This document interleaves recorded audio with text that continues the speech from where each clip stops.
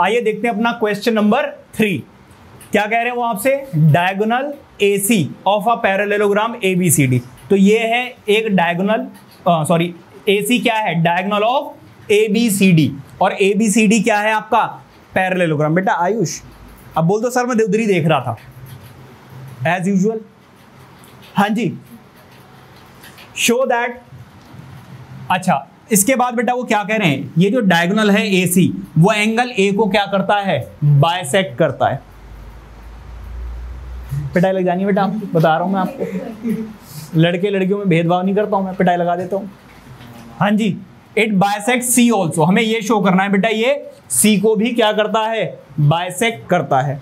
ठीक है, और साथ में हमें ये भी शो करना है कि ABCD इज अ रोम्बस, और रोम्बस का मतलब ये है कि हमें ये शो करना पड़ेगा कि ऑल साइड्स आर इक्वल, या फिर हमें कहना होगा कि एडजेसेंट साइड्स आर इक्वल। ठीक है, अब जरा ध्यान देना, अब देखो ये क्वेश्चन नंबर 6 आ गया सामने ये एक्चुअली क्वेश्चन नंबर, ये पुरानी बुक का है, तो ये 3 है भाई, 3 है, 6 नहीं है। ठीक है, आ जाओ, ये लो खुश हो जाओ, ये लो ये लो ये लो खुश। ठीक है, अब आ जाओ इधर जरा। पहले आपको बेटा लिखना होगा गिवन, क्वेश्चन में गिवन क्या क्या है भाई, फिर आपको लिखना होगा क्या, टू प्रूव, और लास्ट में क्या लिखना होगा भाई, प्रूफ। ये 3 चीजें बेटा याद कर लो बिल्कुल, और बीच में कई बार क्या आ जाती है, कंस्ट्रक्शन। हाँ जी, तो गिवन बेटा ये है कि ABCD इज अ पैरेललोग्राम। पहली चीज तो ये है कि ABCD इज अ पैरेललोग्राम। दूसरी चीज क्या है, दूसरा वो ये कह रहे हैं कि AC bisects angle A। AC जो है वो क्या करती है, एंगल A को बाय। अच्छा एक बात बताओ, अगर ये पैरेललोग्राम है तो ये वाली साइड इसके इक्वल होगी या नहीं होगी, डेफिनेटली होगी, और ये वाली साइड किसके इक्वल होगी, इसके इक्वल होगी। बताइए, हाँ क्या, ऑल साइड्स कैसे इक्वल हो गई, अपोजिट साइड्स इक्वल है। लेकिन बेटा अब आप क्या करोगे, अगर यहां पर क्राइटेरिया लगाओगे तो इनको कैसे कॉन्ग्रुएंट प्रूफ करोगे। अगर यहां पे आप लगाओगे, देखो 2 तरीके हैं इसको सॉल्व करने के। पहली बात तो ABCD क्या है, पैरेललोग्राम है। मैं इसको दूसरी क्राइटेरिया से प्रूफ करूंगा, देखो कैसे, ये वाला एंगल इस वाले एंगल के इक्वल है या नहीं है।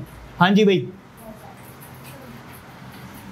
और ये वाला एंगल इस वाले एंगल के इक्वल है या नहीं है, बिल्कुल है। और ये वाली साइड क्या है बेटा, दोनों ट्राइंगल्स में कॉमन।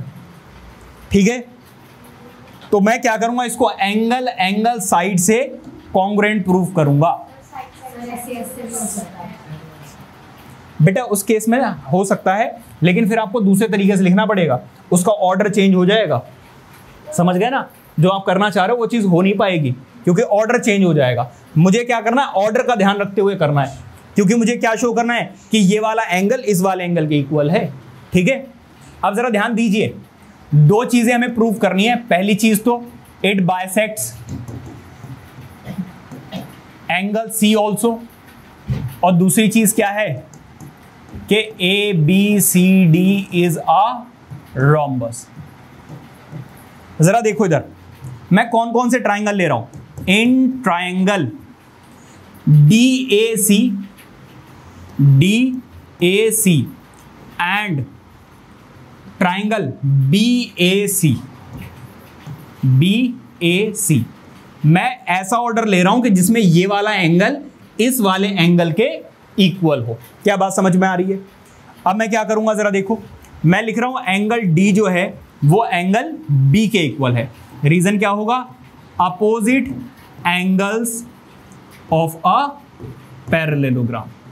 हमने पढ़ा था बेटा, opposite angles of a parallelogram क्या होते हैं, इक्वल होते हैं। ठीक है, ये क्या है, एक एंगल है बेटा।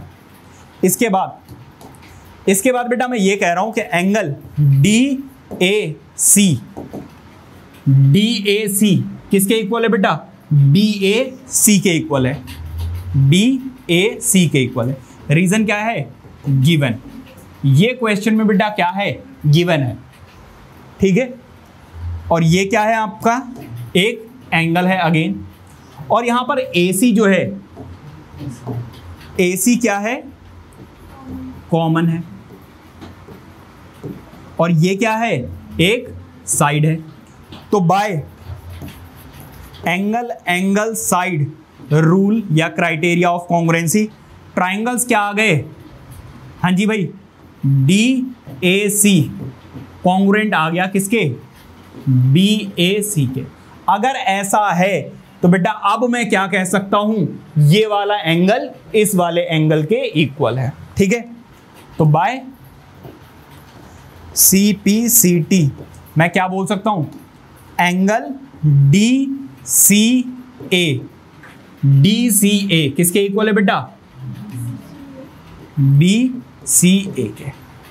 Hence AC bisects angle C also.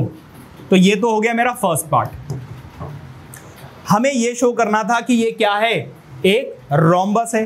तो क्या बाय CPCT मैं ये लिख सकता हूं, हाँ जी, बाय CPCT से मैं ये भी तो लिख सकता हूं कि AD is equal to AB। हाँ जी भाई। और अगर एडजेसेंट साइड्स इक्वल हो जाएं तो ऐसा पैरेललोग्राम क्या हो जाता है, स्क्वायर हो जाता है। क्योंकि देखो ये वाली साइड तो इसके इक्वल है और ये वाली साइड इसके भी इक्वल आ गई और ये वाली साइड इसके इक्वल होगी। क्यों, क्योंकि opposite sides of a parallelogram are equal.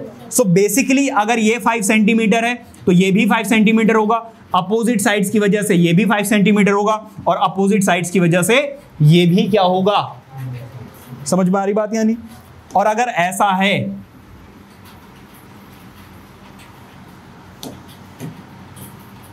अब आप क्या लिख सकते हो जरा देखो, जैसे मैंने ये लिखा कि AD is equal to what, similarly मैं क्या लिख सकता हूं, कि DC किसके इक्वल है, BC के इक्वल है। ठीक है, सो हैंस अब मैं कह सकता हूं हैंस